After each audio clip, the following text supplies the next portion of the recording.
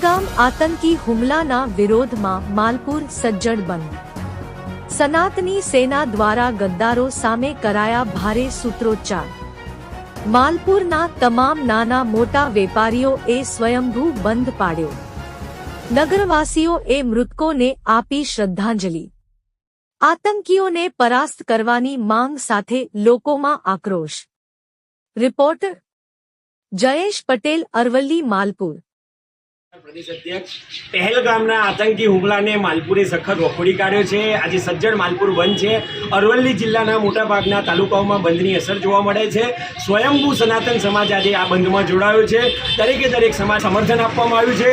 સરકારશ્રી સમક્ષ અમે માગણી કરીએ છીએ કે પહેલગામના આતંકીઓ જે એમને હુમલો કર્યો છે એમના વિરુદ્ધ કાયદેસરની કાર્યવાહી કરવામાં આવે.